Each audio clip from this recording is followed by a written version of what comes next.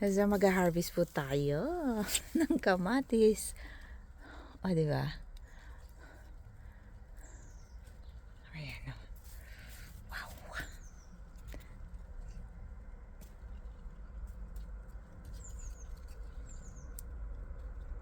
Yung iba, sobrang hinog na red na red.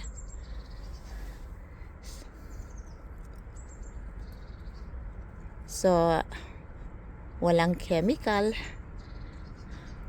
Hindi ko siya nilagyan ng fertilizer. So, lahat po to is organic.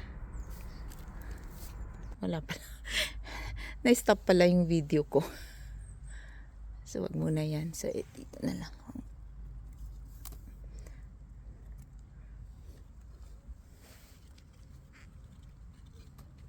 Oh, yan na.